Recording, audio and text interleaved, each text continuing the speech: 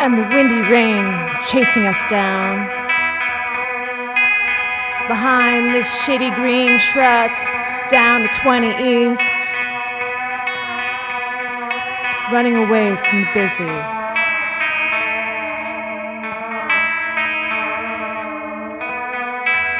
And your face remains a distant desire of mine. The far mountains of Gaspésie over the frozen White Bay, where the blue skies reign.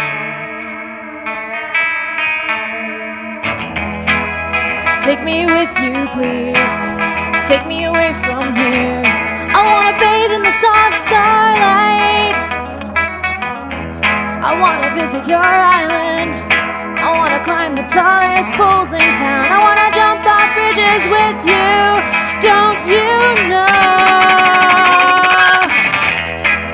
Take me with you, please. Take me away from here. I wanna blaze in the soft starlight. Want you to take me in your chest. Want you to hold me so tight I can't breathe. Want you to squeeze me so hard, like you'll never let go. 'Cause I am a lightning bolt, I am a galaxy, I am the birds in unison on your balcony. I am the night on fire, I am the wild gray sea, I am the twilight in your eyes. You can watch me ignite. Take me with you, please. Take me away from here. I wanna bathe in the soft starlight. I wanna visit your island. I wanna climb the tallest poles in town. I wanna jump off bridges with you. Don't you know? Take me with you, please. Take me away from here. I wanna blaze in the soft starlight in your eyes. Want you to take me in your chest. Want you to hold me so tight I can't breathe. Want you to squeeze me so hard, like you'll never let go.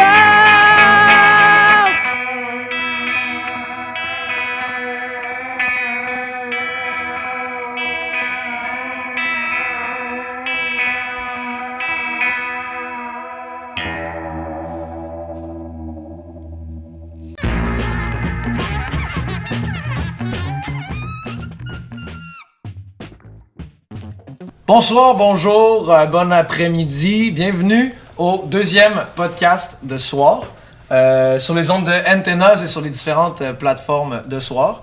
Si vous nous écoutez sur Antennas, le festival c'est ce soir sur la rue Mont-Royal, donc on vous y attend en grand nombre. On vient d'entendre Télégraphe Jungle avec la chanson Saint-Germain Transport. Télégraphe Jungle, c'est Jess Rose, Martin Poulain-Légaré et Nicolas Gélina. On est présentement au Studio B. Super, incroyable studio d'enregistrement, installé dans Hochelaga depuis 4 ans. Donc, pour ceux qui connaissent pas le festival Soir, Soir, c'est un festival interdisciplinaire qui prend place dans 3 quartiers de Montréal cette année. Donc, Soir, c'est une rue qui ouvre ses portes à l'art, un show d'humour dans un barbershop, un show de théâtre dans un diner, etc. Que du plaisir. Donc, le sujet de cette semaine, avec nos 3 invités, portera sur la représentation des femmes, de la communauté LGBTQ+, et de la diversité culturelle dans le milieu culturel montréalais. Donc, je vais me positionner tout de suite. Donc, étant donné ma position d'homme blanc de genre hétéro-cis, l'objectif du podcast d'aujourd'hui est surtout de donner la parole à mes invités afin qu'ils puissent nous parler de leur réalité respective. Donc, je suis présentement avec Grace Singh, photographe et illustratrice, Léonie Disha, artiste peintre, membre du groupe Lemon Grab et commissaire de Girls in the Garage, et Soukaina, commissaire, historienne, écrivaine et artiste interdisciplinaire. Donc on va passer une après l'autre pour que vous nous parliez un peu de votre démarche et de ce que vous faites. Donc Soukaina, tu peux commencer. Bon, en fait, oui, donc comme tu l'as mentionné, je suis artiste, commissaire, historienne puis écrivaine. Donc, je travaille beaucoup sur en fait, le thème de l'identité dans plusieurs de mes démarches, justement. Donc, autant en histoire de l'art, mon thème principal, c'est vraiment l'histoire de l'Afrique dans le domaine de l'art en dehors du canon western. J'écris beaucoup, donc je viens en fait de publier mon premier livre au mois d'avril. Bravo. Merci. Donc ça s'appelle Words, puis c'est vraiment c'est quelque chose assez que je voulais faire depuis très longtemps, donc je suis très contente. Sinon, je travaille avec beaucoup d'artistes au travers de Montréal et même quelques-uns qui se retrouvent en Europe aussi. Donc vraiment, je suis un peu partout. Mais oui, voilà. Cool. Merci d'être là avec Ça nous fait aujourd'hui. plaisir. Grace Singh. Bonjour, mon nom c'est Grace Singh. Je suis photographe, illustratrice et documentariste cinéaste. Mes projets s'orientent toujours vers des sujets qui sont soit féministes ou des sujets qui montrent ou visibilisent des sujets que je trouve qui sont importants. Puis dans mon travail de photographe, c'est surtout de l'événementiel ou bien de la photographie de voyage ou anthropologique. Puis mon prochain documentaire va être sur des grands-mères indiennes avec de la poésie. Puis mon travail dans ce documentaire-là est vraiment comme de donner une plateforme puis donner de la reconnaissance au travail des femmes indiennes qui sont dévouées à leur statut de mère et de grand-mère. Super. Merci d'être là avec nous. Léonie Dichat. Salut. Salut. Donc, je suis musicienne dans un groupe de band, dans un band rock de femmes, peintre. Je peins beaucoup d'autoportraits ou de portraits de femmes. J'essaie de vraiment de voir c'est quoi la dualité de la femme en tant qu'être qui est qui est sensible, mais aussi comment rendre ça d'une façon puissante, de montrer comment la femme en musique peut aussi être obnoxious, peut être loud, puis commissaire d'événements où je montre seulement des groupes de femmes, des artistes visuels femmes. Ça, c'est Je veux Girls, juste- Girls in the Garage. Ouais. Je veux juste qu'il y ait plus de visibilité pour justement que ça devienne quelque chose qui est commun, quelque chose qui est normal, quelque chose qu'on devrait même pas avoir à faire une distinction Mhm. entre ces différents genres. Donc, Le gars, la description, j'avais beaucoup aimé. C'était un son abrasif avec une attitude féminine, c'est ça? Je trouve ça génial. ouais, on essaie tout le temps de s'habiller en petite robe cute. Les gens nous voient arriver, sont comme... On est comme... Yeah. Super. Ben, merci d'être là, les trois, pour vrai, pour aborder ce sujet. Parfait. Donc, abordons le sujet principal. J'ai commencé avec une question, quand même large, mais pour nous donner le pouls de la discussion. Donc, avez-vous l'impression, dans chacune de vos scènes respectives, musique, art visuel, art vivant, qu'il y a une présence représentative des femmes, de la communauté LGBTQ+, de la diversité culturelle, dans une logique intersectionnelle? Grosse question. Grosse question. Mais moi, je pense que comme au niveau de tout ce qui est médias populaires, il n'y a pas de visibilité pour comme les personnes de couleur à Montréal ou au Québec, puis ou les personnes à identité faisant partie de la communauté queer, puis ça reste une problématique qu'il faut adresser, puis je pense qu'on est là on en parle aujourd'hui parce que c'est un problème qui est encore présent dans... En tout cas, moi, je pense que ça transcende tous les métiers puis toutes les disciplines, en fait, là. C'est ça. C'est tout ce que j'ai à dire. Ouais. Fait qu'il y a un manque à gagner par rapport à ça. Il y a définitivement un manque, puis c'est pour ça que chaque communauté sent le besoin de créer ses propres événements où ils ont une représentation, ou même ils ont un espace dans lequel ils se sentent appréciés d'une façon complète, pas d'une façon discriminatoire ou... donc, chaque différente communauté se crée son propre milieu, puis ça fait aussi en sorte qu'il y a peut-être plus de division dans les différentes luttes à cause de ça, parce que le milieu populaire est très Homogène. homogène, ouais. Très homogène. Est-ce que Ouais. la création de ces petits groupes-là aide le problème? Ou Oui, non, oui, d'après oui. vous? Définitivement, là. Je sais pas. Non? Tu sais pas? Pourquoi? Non. Ben, en fait, je crois que le mot le plus important dans ta question, c'est vraiment le terme intersectionnalité. Exact. Mhm. Parce que, bien évidemment, on a toutes des identités un peu différentes et des fois, elles sont intersectionnelles aussi. Mais c'est très difficile pour une personne qui, pour moi, par exemple, a différentes intersections dans son identité et qui, par exemple, va dans un lieu qui adhère à une partie de son identité et dans un autre parce qu'il y a juste une partie de ton identité qui est validée. Puis, dans le fond, c'est vraiment très... c'est comme si on était juste comme quelques parties de notre personne, mais pas l'entièreté de qui on est en tant que tel.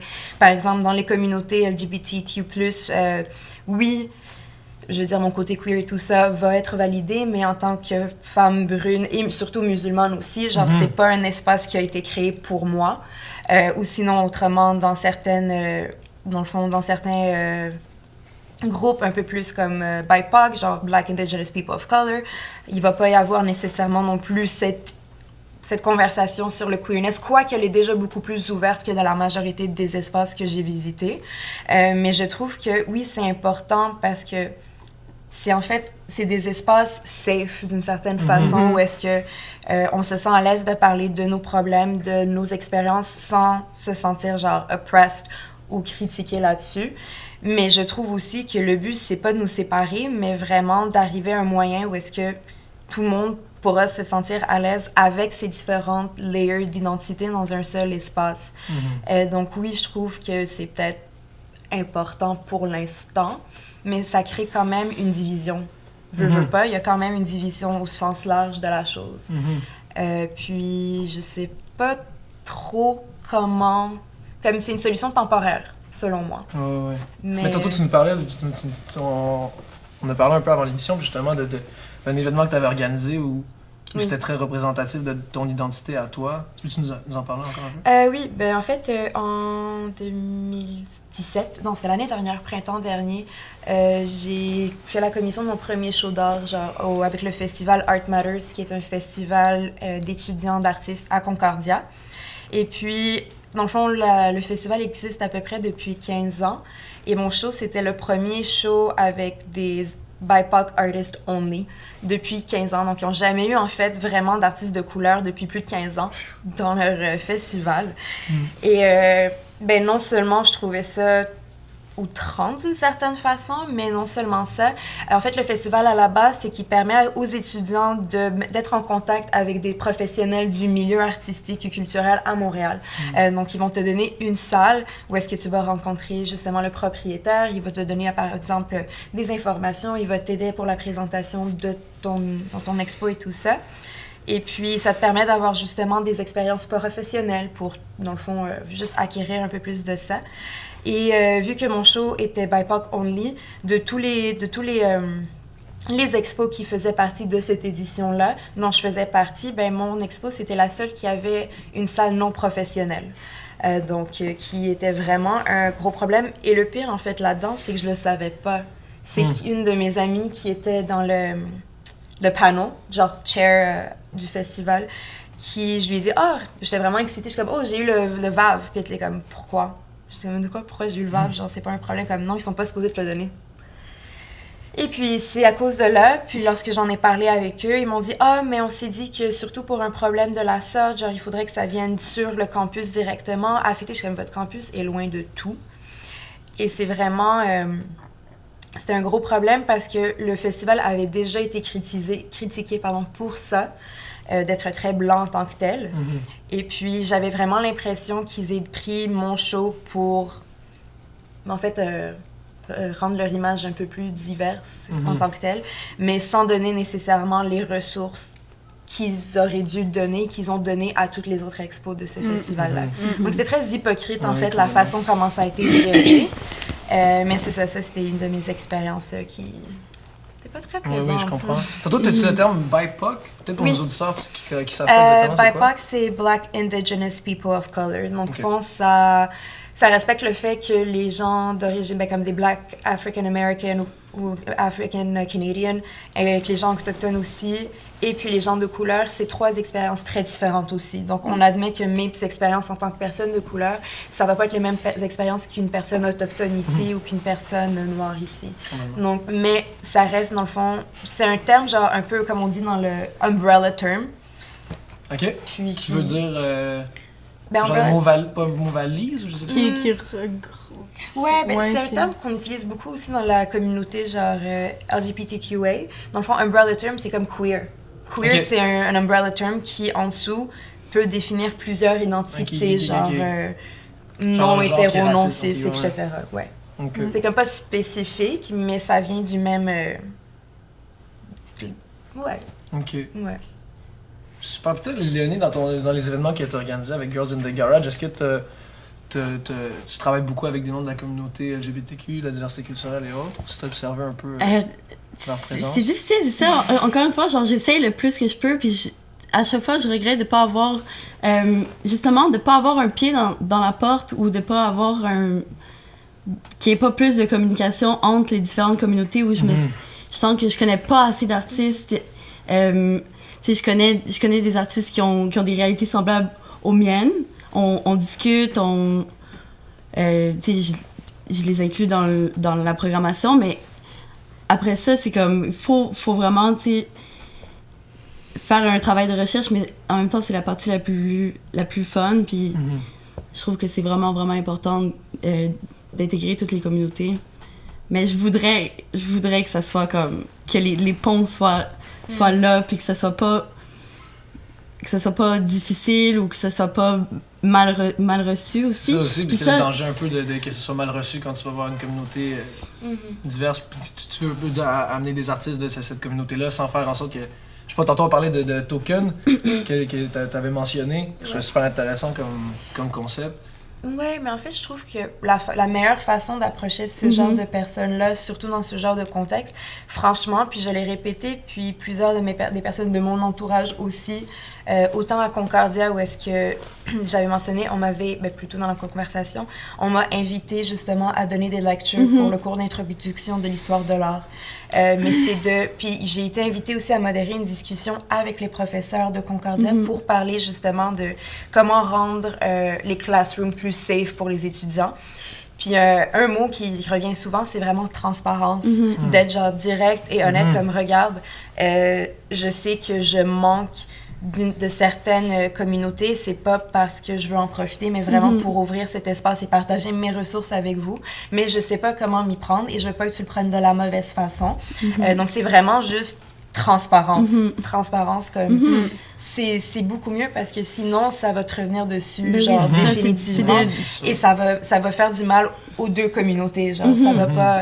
Fait que c'est vraiment d'être le plus honnête, puis de constater, puis de reconnaître son privilège de position d'une certaine façon, puis être comme, oui, j'ai ça et ça et ça, puis j'aimerais que tu m'aides avec ça, puis d'être vraiment, vraiment comme...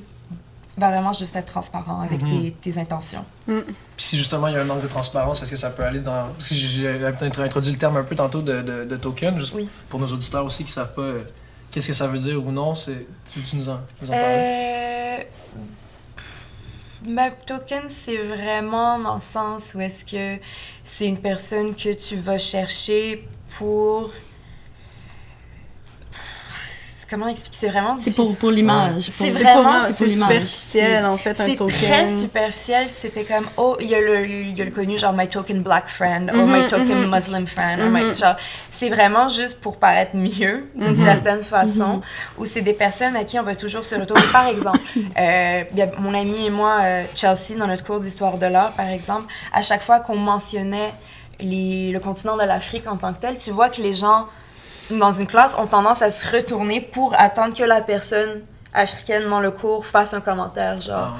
Comme c'est juste, vu que c'est ton identité dont on parle, c'est des expectations, en fait, qu'on a de toi, sans que tu aies demandé, genre, à les avoir, en fait. Et c'est très mesquin aussi, des fois. Ouais, C'est aussi- la ligne... C'est aussi dans les, tu sais, mettons dans les shows à la télévision, admettons t'as comme ton ami arabe qui a la shop de l'épicerie, juste pour dire que t'as quelqu'un de couleur dans ton show de personnes où tous les personnages principaux sont hétérosexuels et blancs et tous tes personnages secondaires font partie de la diversité culturelle ou de la diversité comme LGBTQ+. Puis c'est sans servir comme un personnage qui est profond, puis qui a toute sa complexité, puis c'est juste pour dire que ton show, il rentre dans quelque chose de différent, tu sais. Mais dès que t'es informé, puis que tu regardes les shows, tu peux déconstruire puis constater que dans le fond, il y a vraiment beaucoup de consommation de médias qu'on fait que les personnages sont toujours comme les plus importants sont toujours comme les mêmes, tu sais, ou toujours la même identité, puis l'histoire revient toujours à la même chose. Fait que je pense que c'est comme vraiment important de constater ça, puis c'est sûr que en étant une personne de couleur, puis de regarder des shows, on l'identifie, mais je pense que c'est aux personnes blanches ou hétérosexuelles de constater comme qu'il y a une problématique, mettons, dans les castings ou dans le théâtre ou comme dans comment les personnages de couleur sont construits, tu sais, puis... C'est souvent des stéréotypes aussi. Ouais, c'est c'est vraiment ça. très C'est vraiment stéréotypé. très Complètement. souvent. Ouais. Est-ce que vous avez des exemples, je sais pas, de séries ou de trucs que vous avez vus qui justement qui représentent pas bien ou qui représentent bien au contraire, tu sais, que justement vous voyez l'émission, vous avez dit qu'il n'y a pas Genre- de malaise par rapport à... Nouveau show, je me rappelle plus comment ça s'appelle, là, Fanny et... je sais pas c'est quoi le... Hein? Ouais, Hubert et Fanny. Hubert et Fanny, moi j'avais entendu parler à Radio-Canada que c'était genre vraiment bien écrit, puis que c'était full intéressant, puis j'étais curieuse parce que je suis tout le temps curieuse de voir ce qui se fait dans les médias populaires au Québec parce que ça me check toujours sur la réalité, même si moi je le consomme pas, tu sais. Puis là, je regardais ça puis à la télé chez ma grand-mère, puis j'étais comme...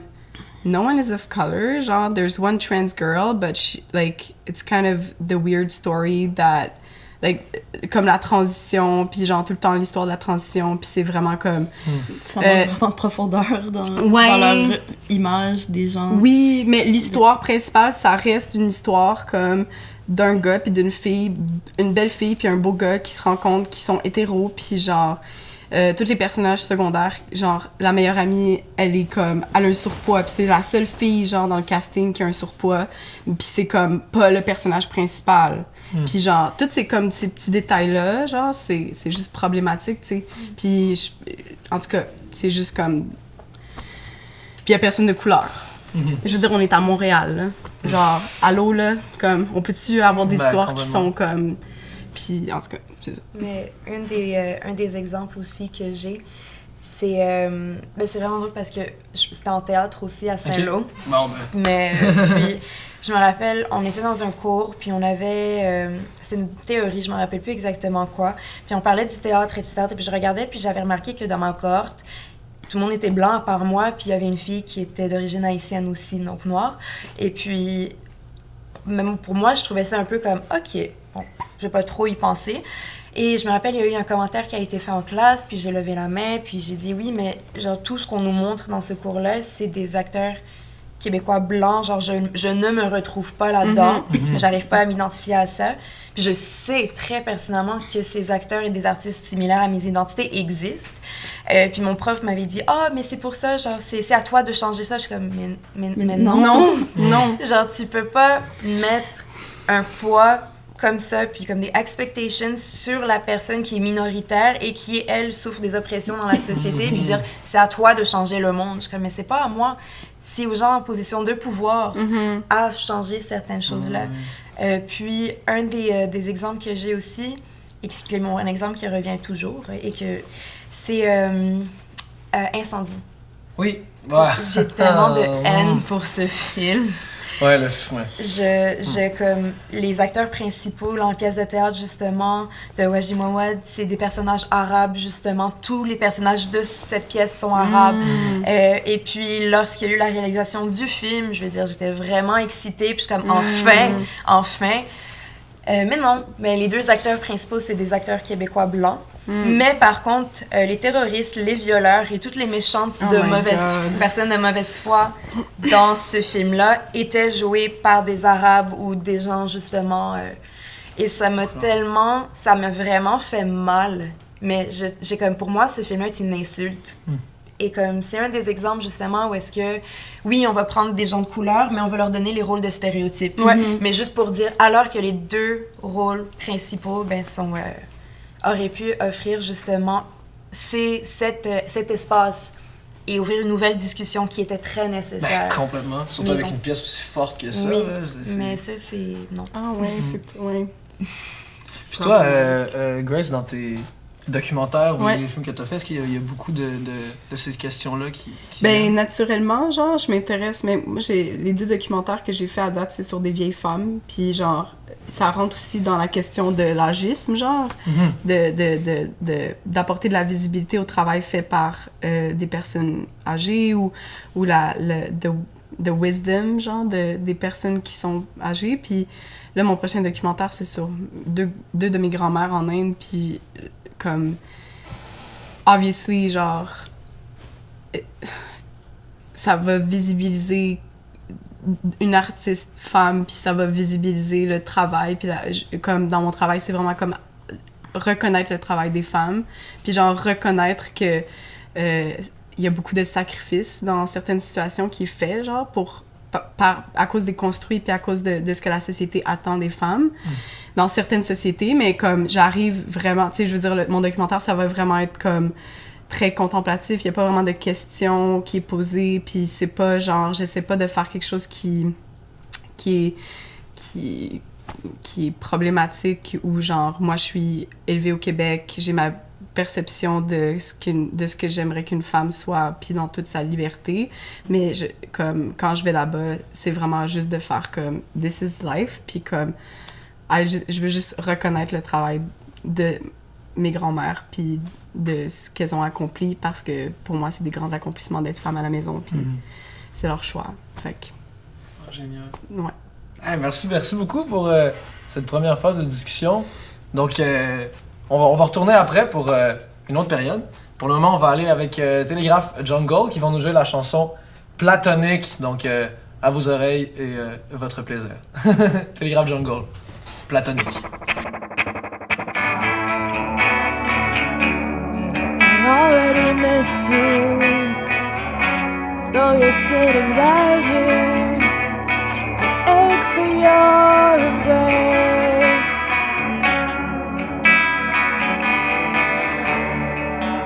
On a quiet night, when the cold bites, I ache for your embrace.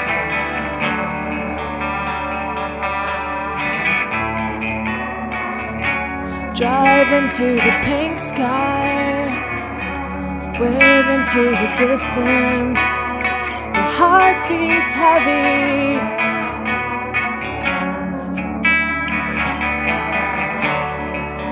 On a quiet night, when the cold bites, I ache for your embrace.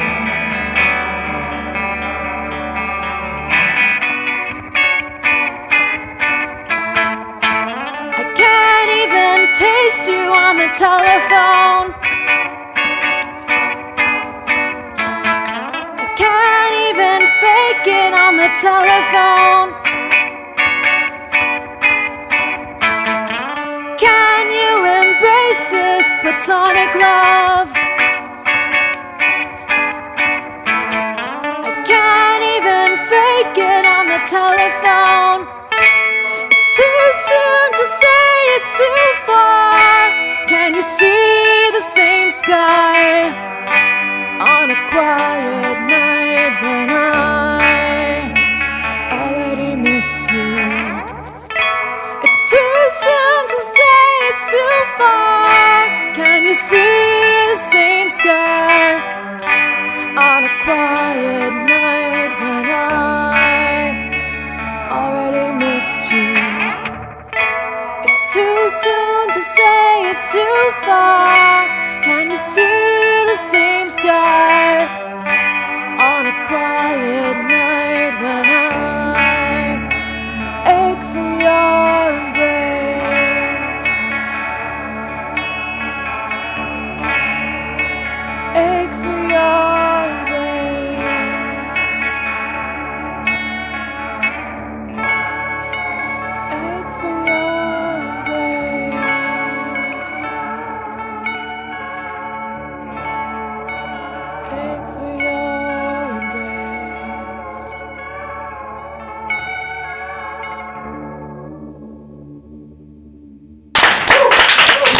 Super!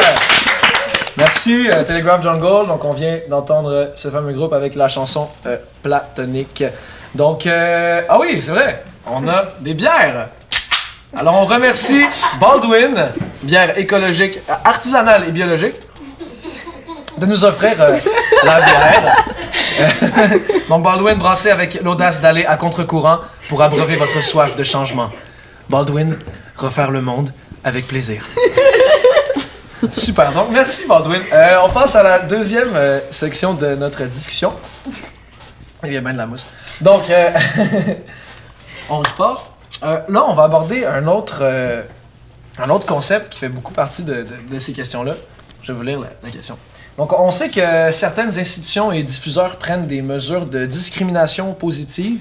Donc, j'expliquais la discrimination positive. La discrimination positive, désolé, ou action positive est le fait de favoriser certains groupes de personnes victimes de discrimination systématique de façon temporaire en vue de rétablir l'égalité des chances.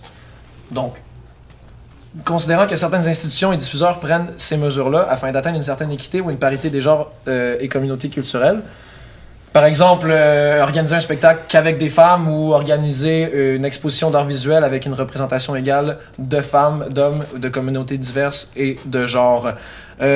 Vous en pensez quoi? Qu'est-ce que...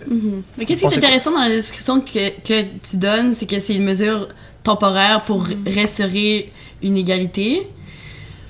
À voir si on sent nécessairement que c'est ça qui se passe en ce moment ou si... disons que tu es choisi pour une raison quelconque, si tu te sens quand même discriminé malgré ça, c'est peut-être la question la plus délicate qui est comme sous-entendue dans ta question. Ouais. Mais il y a aussi la question que ça doit rester justement une mesure qui est transitoire vers un monde où personne n'a besoin de se justifier pour ce qui est, puis tout le monde, tu sais, comme... C'est toute une question de reconnaissance des capacités, puis de pas réduire les gens à juste... Leur identité. Ouais. Une partie de leur identité, c'est ça, exactement. À les respecter t'sais. pour leur qualité. Exactement, tu sais, puis je pense que, en tout cas, il faut faire un travail. Puis moi, mettons, dans mon milieu, récemment, à la SEDEC, qui ont fait... la directrice de la SEDEC a décidé de mettre en place un système de parité où les projets écrits ou réalisés, où il y a des femmes qui ont travaillé à faire le projet, qui ont une position importante, sont mettons, plus de chances d'être pris pour les subventions. Je pense que ça a sa place pour un certain temps, mais je pense qu'il faut aller vers autre chose, puis juste comme accepter le travail des gens sans voir le genre ou la couleur ou l'identité, puis juste comme leur donner toute leur valeur.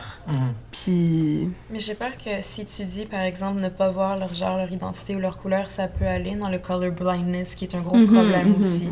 C'est donc de ne pas accepter qu'on est différent d'une certaine façon. Donc oui, comme il y a beaucoup de différences entre personnes, mais c'est pas de faire comme si ces différences n'existaient pas, mais plutôt de les accepter et puis justement de trouver une balance dans le fond, justement, avec laquelle tu peux travailler avec ces personnes-là, puis de reconnaître, par exemple, certaines positions de privilège comparativement à d'autres positions où est-ce que, par exemple, une personne a moins de privilèges.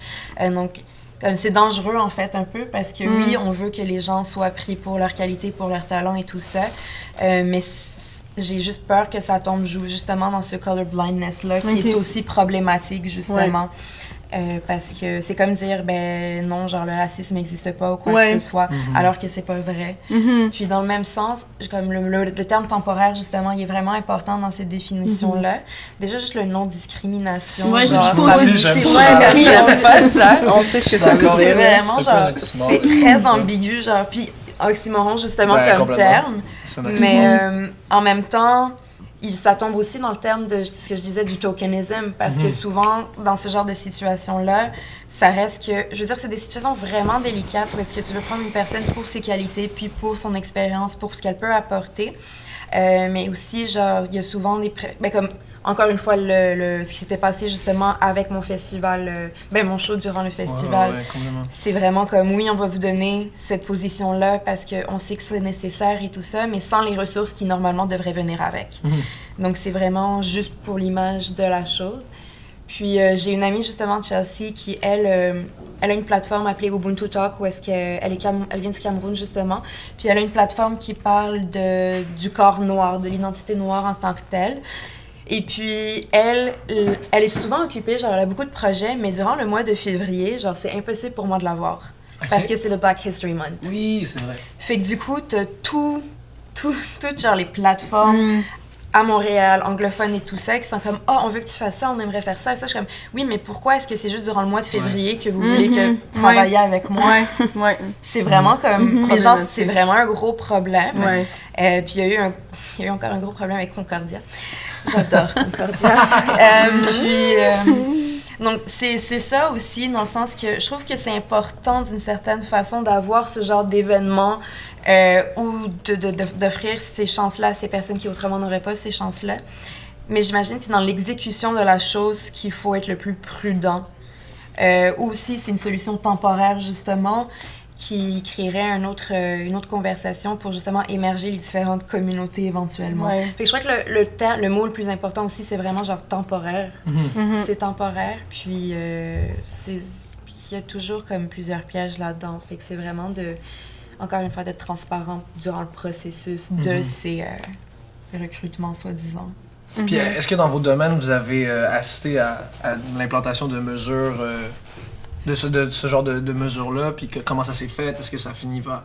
Est-ce qu'il y a des moments où ça finit par être heureux, puis ça s'est bien passé, puis il n'y a pas eu de problème? Ben moi, comme je disais, avec la SODEC, je pense que c'était important que ce soit comme fait, mettons, pour le monde du cinéma, parce que ça reste un milieu qui est très blanc, hétérosexuel, puis je pense que les femmes doivent avoir ou prendre plus de place dans ce milieu-là. Je pense qu'après ça, justement, il faut que cette parité-là amène à faire en sorte qu'on accepte juste plus de projets de femmes ou plus de projets de personnes LGBTQ+. Puis c'est ça, c'est problématique parce que c'est juste pour les femmes, tu sais. Fait que tout ce qui est comme...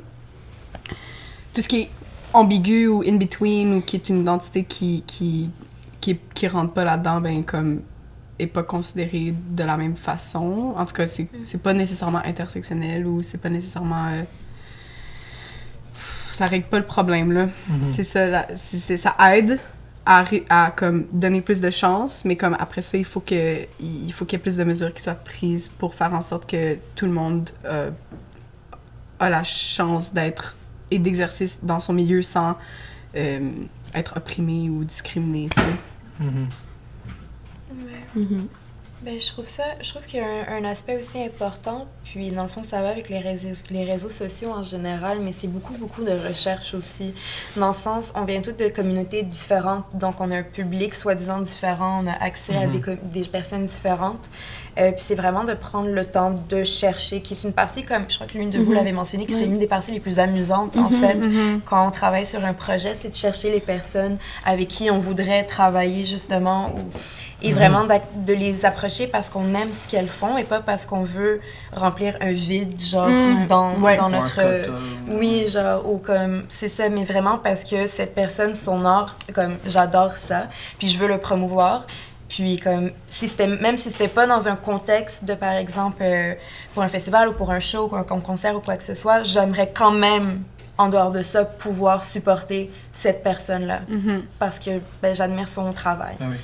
Puis c'est ça, je crois que c'est des conversations aussi, puis vraiment des recherches, parce que tu parlais justement, tu savais pas comment approcher certaines personnes, ce qui est tout à fait légitime aussi, genre vraiment on vient de communautés différentes, mais c'est vraiment de comme prendre le temps de comme faire ses recherches, puis d'être sensible quand tu approches une personne qui aurait pas comme les mêmes, vient pas comme de la même communauté que toi, tout simplement. En musique, des fois, c'est ça, je le ressens quand... quand il y a une programmation où, disons, un booker va nous approcher, tu sais, il y a un girl band qui vient en ville, est-ce que ça vous tente de faire la première partie? J'écoute, je suis comme, c'est vraiment pas ça fit pas, tu sais. C'est insultant, en fait. Puis je le sens qu'ils ont pas écouté ma musique. Je sais pas s'ils ont écouté l'autre musique. Ils ont pas fait un travail de c'est quoi dans le fond là, ça qu'est-ce que ça sous-entend, c'est qu'il y a un genre qui est girl fronted band, puis que tous ces bands là peuvent être mis dans une boîte ensemble, puis ils vont fit ensemble. C'est ça. Puis ça m'est arrivé 2 ou 3 fois comme récemment, puis j'étais genre est-ce que je dis quelque chose? Est-ce que je commence à écrire un long paragraphe à ce promoteur-là, tu sais? Est-ce que j'essaie de leur expliquer en quoi c'est une attitude qui est respectable de leur part, là, ils essayent quand même d'inclure des femmes dans leur programmation, ce qui est déjà bien, mais pas d'une façon où je le sens que ça vient comme que ça vient qu'ils respectent mon travail ou qu'ils connaissent mon travail. C'est vraiment juste... c'est l'image. C'est l'image. Ouais. Puis vraiment aussi comme... je trouve ça vraiment ridicule, en fait. C'est vraiment insultant parce que justement comme il y a un girls band, voilà un autre girls band, ils ont absolument, par exemple, pas le même style de musique, pas du tout le même esthétique, pas du tout les mêmes genres, mais c'est 2 groupes de filles, fait qu'elles doivent s'entendre. Ou non. Ou sinon aussi quand un commentaire par rapport à ce que tu disais, genre est-ce que j'aurais dû lui écrire un message, quoi que ce soit, c'est toujours un truc auquel je pense comme 3 fois avant de faire, parce que t'as toujours peur de tomber dans le stéréotype de comme angry brown girl ou genre la jeune fille genre comme vraiment en colère qui est comme qui allie les hommes et tout ça. Je suis comme mais c'est pas ça. Non, mais c'est juste c'est juste de communiquer en quoi la personne aurait pu te blesser par leur insouciance. C'est pas de la mauvaise foi de leur part, c'est juste une insouciance ou une... En même temps, genre, quand tu leur dis ça leur permettra aussi à la personne de pas refaire la même erreur, par exemple, quand ils sont approchés par quelqu'un d'autre. Mais oui, c'est pas plaisant, genre, de ce côté-là de la conversation. Oui, c'est ça. Je pense que... C'est quoi votre position par rapport à ça? Comme, est-ce que quand quelqu'un vous pique, tu sais, est-ce que... Moi, je le fais. Moi, je réponds.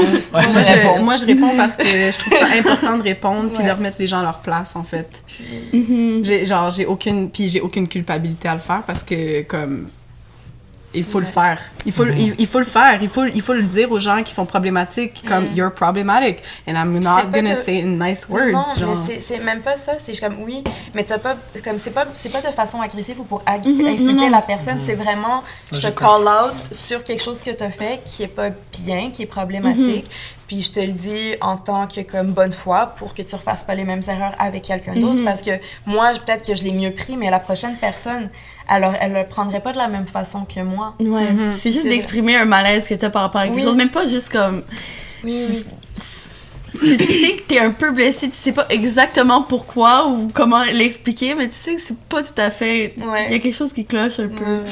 Ouais, mais moi, je trouve ça bien de l'adresser, puis peu importe ce que les gens vont penser de toi après, comme ces gens-là qui ont fait l'erreur, après ça, c'est à eux de travailler sur eux, puis de juste voir que c'est pas une attaque personnelle, que c'est juste comme work on yourself to be a better human, genre just be a better human, that's it. Puis il y a aussi des gens en position aussi, que je sais qu'il y a des personnes qui sont pas aptes à confronter des personnes comme genre que ce soit dû à comme une anxiété ou juste en général c'est pas des personnes qui peuvent ou qui arrivent à le faire. Et du coup par exemple je travaille avec beaucoup d'artistes puis il y en a qui sont vraiment soit très gênés ou qui ont juste pas la force de comme je me sens pas bien avec ça, mais je me donne la responsabilité de parler pour eux d'une certaine façon. Je suis comme ok, t'as pas été confortable avec ça et telle personne, est-ce que tu me permets justement d'aborder ce malaise-là avec eux pour toi? Puis ils me disent oui, puis je suis comme ok. Puis comme ça, il y a moyen aussi de trouver une personne qui pourrait faire l'intermédiaire avec genre comme tu leur donnes la permission comme ils te donnent la permission évidemment, puis de confronter ce problème-là sans mettre la personne affectée dans une position de malaise encore plus justement. Fait que c'est de respecter, en fait, juste les limites de tout le monde, tout simplement. Complètement. Puis est-ce que vous trouvez que, justement, toutes ces diverses luttes-là, avec les luttes LGBT, les luttes féministes, par rapport à la parité, est-ce que vous trouvez qu'ils sont trop divisés dans le milieu culturel, que genre chaque lune est comme en elle-même, mais est-ce qu'il devrait plus être une seule et même lutte, juste? Ben c'est sûr, mais... Je te dirais, si je peux. Vas-y, Oui. vas-y. C'est toi qui, en fait, c'est toi qui as le plus d'expérience dans ce genre de situation-là. Ben, en fait, comme j'avais mentionné plus tôt, comme pour de vrai, moi, ma communauté, c'est vraiment une communauté de BIPOC en général déjà dès le départ, mais qui est mélangée avec la communauté LGBTQ+, aussi. Donc, en fait, comme j'ai trouvé des personnes qui arrivaient à comme s'identifier à plusieurs aspects de ma personnalité, ben, comme de mon identité, pas personnalité, mais comme c'est des cercles qui sont safe d'une certaine façon, ou des fois je suis invitée à des événements, mais ça va être des événements pour Black folks only, mais je veux dire, ben, c'est pas ma place d'aller là, parce que genre, je suis pas... Puis en même temps, c'est vraiment cette... J'ai entendu parler aussi, c'est un peu hypocrite de cette façon, comment il y a certaines personnes, dont des femmes justement, qui comprennent pourquoi il faut un espace pour femmes seulement, comme pour se sentir un peu plus safe, mais il y en a qui comprennent pas pourquoi il faut un espace pour personnes de couleur seulement aussi. Donc il y a cette espèce, puis ça je l'ai comme remarqué énormément, puis c'est vraiment une hypocrisie genre réelle, parce que oui, mais parce que on est toutes les deux dans des situations où est-ce qu'on n'est pas privilégiés, mais de façon très différente aussi. Mais cette compréhension comme « Ah, mais pourquoi, genre, est-ce que je peux pas venir là? » Ou sinon, il y avait Angela Davis, qui était venue à Montréal et à Concordia l'année dernière, que j'ai rencontrée, puis qui est juste incroyable. Puis, l'événement était ouvert à tout le monde, dans le fond, mais il y avait un lunch privé avec elle. Puis, le lunch était pour des gens, justement, BIPOC de Concordia seulement. Parce que vraiment, ben, de un, c'est Angela Davis, puis de deux, comme c'est vraiment pour parler de nos expériences respectives. Et il y avait des étudiants blancs à Concordia qui voulaient littéralement, genre, protest le fait que le lunch était juste BIPOC. Mais j'étais comme... Le talk est public, il est ouvert à tous, mais le lunch, on devait être comme 10-15 maximum. Et c'était vraiment pour créer un safe space de conversation avec une personne qui, en tant que personne de couleur, noire, autochtone, etc., a énormément influencé notre identité puis la façon comment on voit les choses en tant que telle. Mais ça, je trouvais ça vraiment drôle.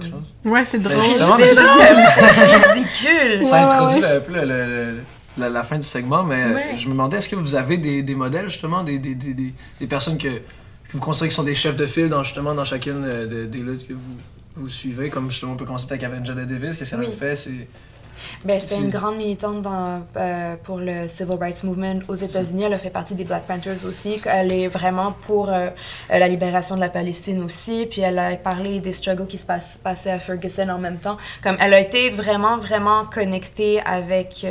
Puis en fait, c'est vraiment drôle parce qu'elle a expliqué un truc qui est très réel, puis je m'en suis jamais vraiment rendu compte, mais était comme back in the 60s, 70s, il y avait cet concept de mondialisation, de struggle un peu international, parce que autant qu'il militait pour le droit des Noirs, il militait contre la guerre au Vietnam aussi. Il militait pour les pays en Afrique qui demandaient son indépendance. Elle a dit, mais ces personnes-là, en fait, tout à travers le monde, tout le monde militait pour tout le monde. Puis elle a dit, mais elle a réalisé comme aujourd'hui, ça n'existe pas. Puis j'ai vraiment réalisé, en fait, jusqu'à ce qu'elle a dit, puis comme c'est très vrai, comme les gens ont tendance à avoir leurs problèmes, leurs combats, et pas à voir comme ce qui se passe autour d'eux, en dehors de leur propre confort, d'une certaine façon. D'où l'idée d'intersectionnalité. Voilà, mais c'est vrai que c'est un concept qui était vraiment, genre, dans les années 60-70, mais qui n'existe pas aujourd'hui. Qui est implémenté. Mais je trouve ça vraiment dommage aussi. Ben oui, complètement. Puis, parce que je trouve que ça ferait juste que donner plus de force à chaque mouvement, justement, si tout le monde comme, en parlait ouvertement. Puis, en fait, avec le mouvement Ferguson-Palestine, c'est beau, mais c'est triste en même temps. Il y a beaucoup de Palestiniens qui donnaient de l'information aux gens de Ferguson pour comment se cacher des gaz, des peppers tout ça, parce que c'est une réalité qu'ils vivent à tous les jours. Fait que c'est vraiment triste en tant que tel, mais... Ah, mais merci, c'est super intéressant. Donc, rapidement, est-ce que vous avez d'autres noms pour nos auditeurs? Je sais pas. Moi, personnellement, je navigue tellement dans plein de pratiques différentes que j'aurais de la difficulté à dire des gens qui ont fait des choses, puis j'ai pas fait mes devoirs non plus, là, mais qui ont fait des choses importantes pour le milieu. Fait que, mais je veux juste lancer Vandana Shiva juste parce que je trouve que c'est un modèle de femme comme incroyable. Merci beaucoup pour la conversation, c'était vraiment génial. beaucoup, vraiment, vraiment apprécié. Fait que là, on va passer après l'autre pour vous nous parliez de qu'est-ce que vous allez faire au prochain soir. Donc, Léonie, tu vas être en performance le 22 juin avec Lemon Grab. Ouais, avec Telegraph Jungle qu'on entend depuis tantôt. Et Fête Nat aussi. Et puis Fête Nat. Et Fête Nat aussi, Puis génial. je vais aussi présenter des peintures à l'édition le 10 août chez Mario Beaupré, encadreur, Super. sur l'édition Beaubien. Puis aussi, il y a Girls in Garage qu'on peut suivre sur Facebook. Ouais. Il faut faire des événements prochainement Ouais, aussi. merci. Super, merci à toi d'avoir été là. Grace Singh, Oui. tu fais une expo au Café Rond-Point le 31 août. Ouais, ça va être une exposition de photographie faite durant le documentaire que j'ai tourné en Inde. Fait que ça va être des femmes photographiées puis imprimées en gros format. Puis j'ai des prints d'illustrations qui s'en viennent également. Puis je fais plein de projets comme vidéo ici et là, genre. On peut te suivre sur... Sur Facebook, à Gracing Illustration ou sur Instagram à gracing.jpg. Parfait, ça va être en lien sur le vidéo. Yeah. Aussi, Léonie a dû nous quitter à cause qu'elle avait des obligations. Donc, on remercie encore une fois Léonie. Et toi, Sukaina, donc Oui. le 22 juin. Oui, donc 22 juin, je suis commissaire d'une exposition au Kawa Café. Dans le fond, c'est vraiment sur... En fait, ça s'appelle Breathless. C'est un peu sur le thème du trauma, puis comment, en fait, on peut exploiter ce terme-là de façon un peu plus artistique, autant dans la performance que le visuel. Donc, j'ai plein d'artistes vraiment incroyables qui viennent, dont Tala, j'ai Kanji, il y a Michaela, Savannah, Alex Gavremont aussi. J'en oublie, c'est certain. Puis, je vais aussi, en fait, je vais avoir mon livre en place aussi, Oui. qui sera là pour pouvoir le vendre aussi. Donc, C'est quoi le nom dit? Words. Ouais, ok, parfait. J'aime la simplicité. Genre breathless aussi. words. Ouais. Puis c'est ça, donc ce sera disponible justement là. Puis il va y avoir une performance aussi. Donc j'imagine qu'il y aura plus d'infos aussi de toute façon. Oui. Toutes les infos sont sur le site de Soir en fait. Puis j'organise là j'essaie vraiment de prendre comme un été sabbatique où est-ce que je fais rien. Je suis vraiment fatiguée. Mais sinon je suis toujours comme en train de faire d'autres projets ou de travailler sur quelque chose. J'ai pas de site web encore, il faut vraiment que je travaille là-dessus, mais sinon je suis là, ouais. Faudrait vraiment que je fasse. On peut faire ça ensemble Oui. si tu veux. J'ai Oui. une amie qui est programmeur Oh, qui fait des sites internet. Merci. On peut faire ensemble. Oui, mais sinon, la meilleure façon, j'ai pas de Facebook non plus, mais la meilleure façon de me rejoindre, c'est sur Instagram. Donc, c'est Lucid Corpse. Donc, Lucid Corpse. Parfait. Puis, il y a vraiment comme tout ce que je fais là-dessus. Génial. Ouais. Ben, toutes ces informations vont être en lien avec le vidéo. Donc, merci encore une fois. Ça C'est fait vraiment, plaisir. vraiment génial. Donc, on remercie encore la bière Baldwin qui nous donne la bière. Parce que non, on les aime beaucoup. Merci Baldwin. Donc, voilà, c'est ce qui met fin au deuxième épisode de Soir. On rappelle aux auditeurs de Antennas que c'est ce soir, le 22 juin, l'édition Mont-Royal. Donc, venez en grand nombre et partagez. Il y a aussi, Telegraph Jungle qui vont être en performance le 22 juin, justement, avec Lemon Grab et Fête Nat. Ils ont aussi un nouvel album que vous pouvez trouver sur Bandcamp qui s'appelle Positive Vibes. Donc, je m'appelle Félix-Antoine Quentin. J'ai été votre animateur. Ça me fait plaisir. Plein d'amour. Et on va finir l'émission avec une autre chanson de Telegraph Jungle qui s'appelle Rodeo. Donc, restez à l'antenne, il va y avoir d'autres épisodes pendant l'été. Et ça nous fait plaisir. Ah, merci au Studio B qui nous héberge. Merci. Magnifique studio d'enregistrement à Hochelaga. Donc, merci beaucoup tout le monde. On se voit pour un autre épisode du podcast de soir. Plein d'amour et bonne journée de soleil. Au revoir. Stop thinking about work. Stop thinking about work. Stop thinking about work.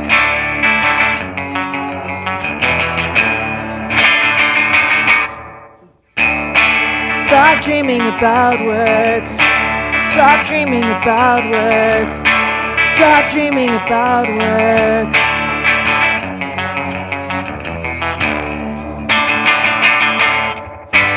Just read a little bit.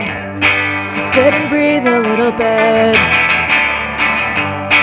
You're thinking way too hard. You're thinking too hard. You're thinking way too hard. You're thinking too hard. Stop thinking about work. Stop thinking about work. Stop thinking about work.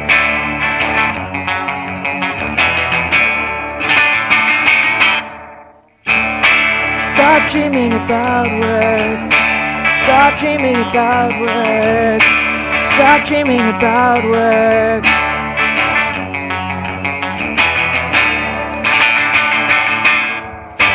Just read a little bit. Sit and breathe a little bit. You're thinking way too hard. You're thinking too hard. You're thinking way too hard. You're thinking too hard.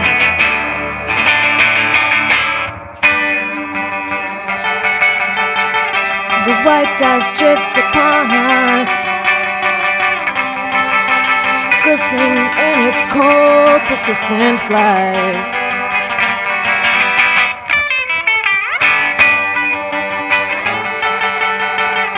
The white dust drifts upon us, glistening in its cold, persistent flight.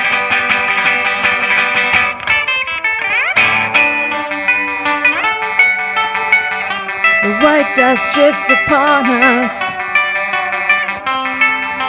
glistening in its cold,